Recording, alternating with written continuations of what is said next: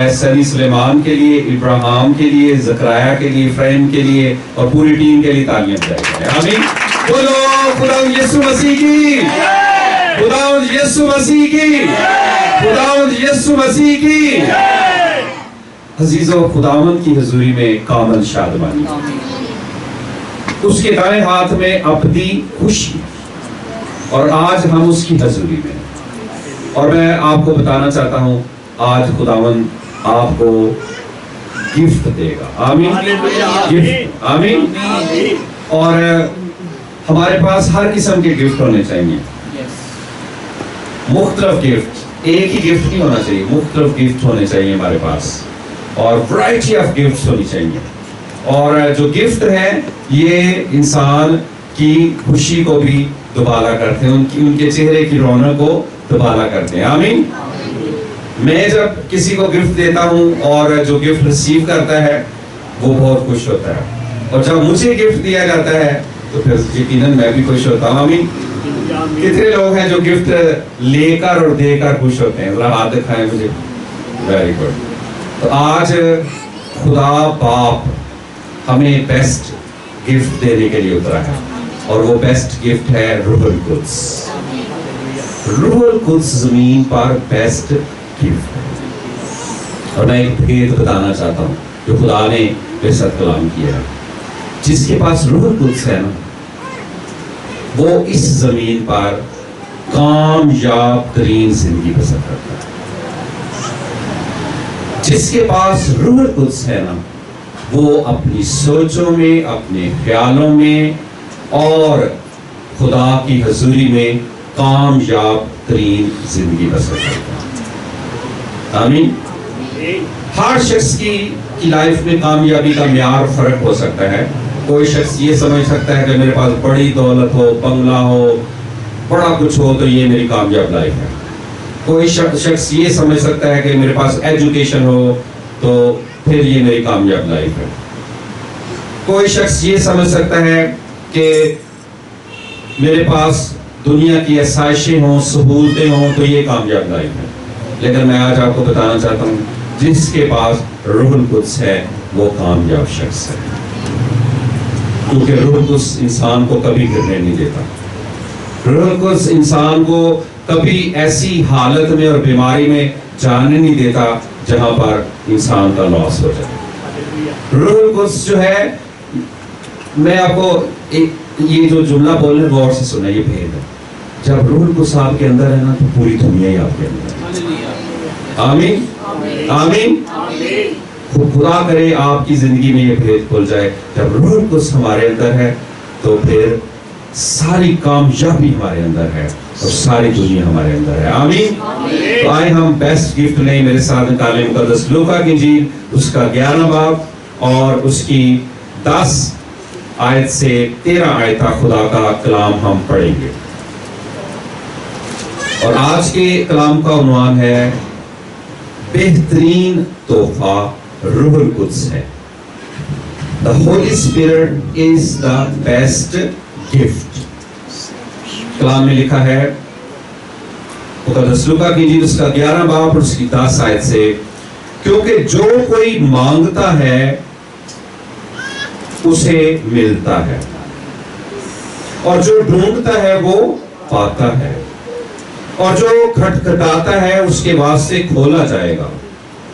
تم میں سے ایسا کون سا باپ ہے کہ جب اس کا بیٹا روٹی مانگے تو اسے پتھر دے، یا مچھلی مانگے تو مچھلی کے بدلے اسے سانپ دے، یا انڈا مانگے تو اس کو بچھو دے؟ پس جب تم برے ہو کر اپنے بچوں کو اچھی چیزیں دینا جانتے ہو تو آسمانی باپ اپنے مانگنے والوں کو روح القدس کیوں نہ دے گا. آمین. آئے آسمانی باپ کے لیے تالیاں بجائیں. ہاللیلویا. پریز گاڈ جیسس. آسمانی باپ اپنے مانگنے والوں کو روح القدس کیوں نہ دے گا. اور میں چاہتا ہوں کہ آپ زندگی کے زیادہ لمحات، اپنی سوچوں کے زیادہ لمحات، اپنے خیالوں کے زیادہ لمحات روح القدس کے ساتھ فیلوشپ میں گزاریں. یہ بہت ضروری ہے. صبح اٹھتے ہی خدا کو سجدہ کریں اور روح القدس سے بات کریں.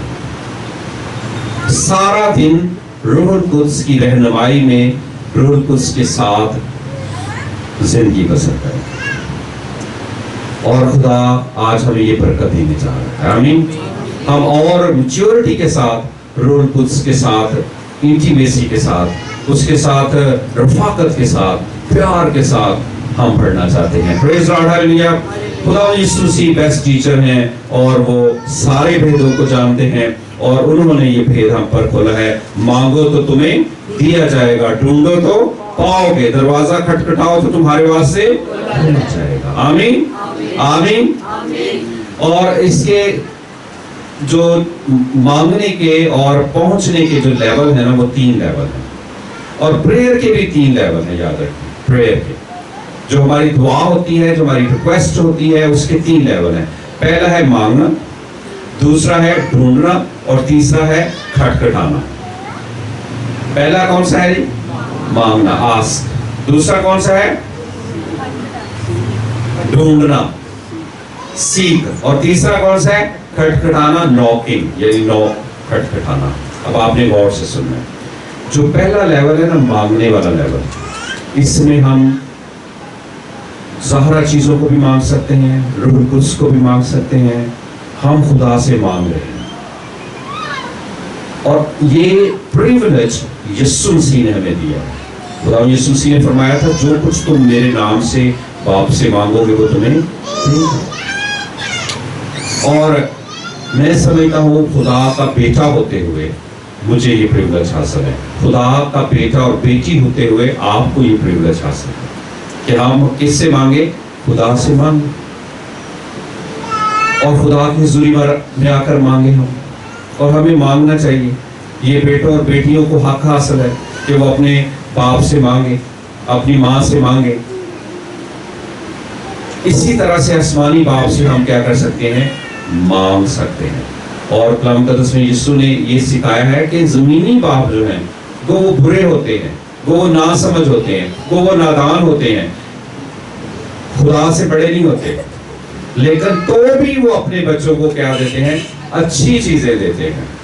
اور خدا یسوع مسیح نے فرمایا اگر بیٹا جو ہے وہ روٹی مانگے تو وہ اسے پتھر نہیں دیتے, مچھلی مانگے تو وہ اسے جو ہے سانپ نہیں دیتے, اور انڈا مانگے تو اس کو بچھو نہیں دیتے. کوئی ایسا باپ دیکھا ہے آپ نے؟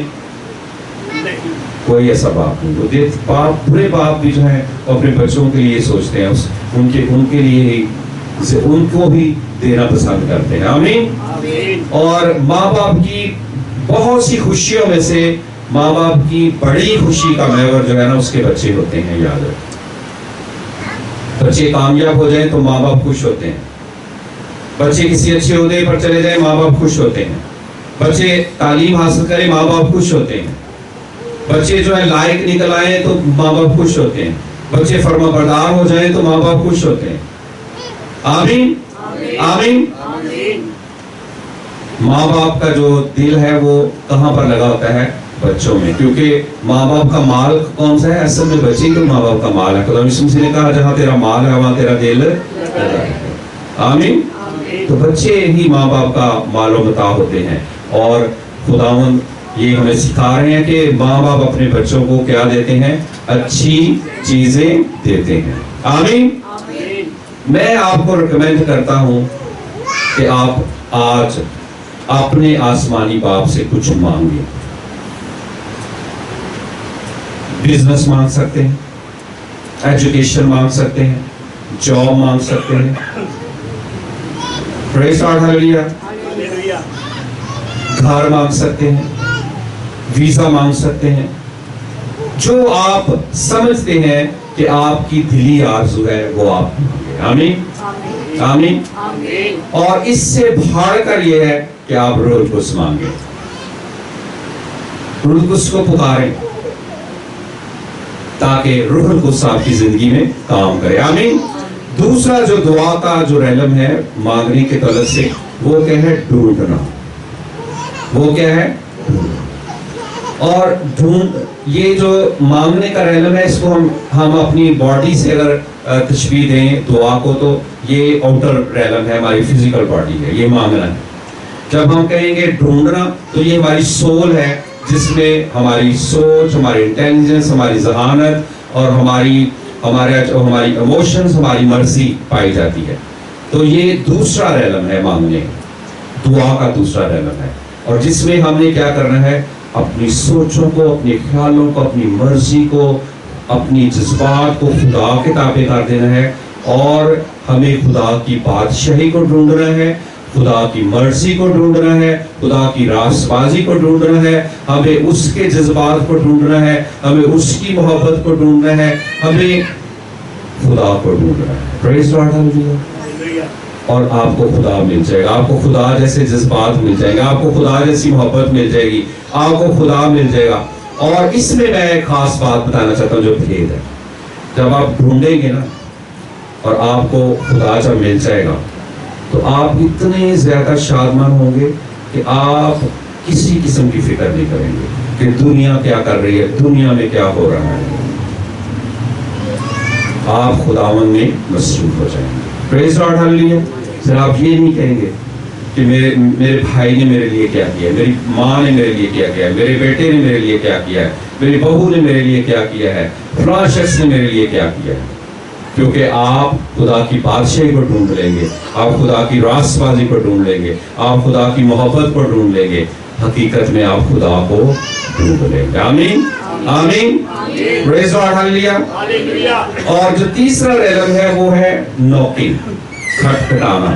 یہ آخری ریلم ہے، اور اس کا تعلق ہماری اسپرٹ سے، مانگنے کا تعلق ہماری باڈی سے فزیکل، اور ڈھونڈنے کا تعلق اس سے ہے ہماری جان سے ہے، اور تیسرا جو ریلم ہے نوک کرنے کا، اس کا تعلق اس سے ہے ہماری روح سے ہے، اور یہ آخری ریلم ہے۔ غور سے سنیں، جب نوکنگ کا مطلب ہے نا دروازہ کھٹکھٹانا، تو اس کا مطلب ہے ہم کسی کے گھر انٹر ہونے لگے، ہم گھر کے اندر جانے لگے، ہم کسی سے رفاقت کرنے لگے ہیں، ہم کسی سے فیلوشپ کرنے لگے ہیں، ہم کسی کے ساتھ بات کرنے لگے ہیں۔ تو یہ تیسرا ریلم ہے جس میں خداوند یسوع چاہتے ہیں کہ ہم اس میں بھی انٹر ہو جائیں۔ آمین۔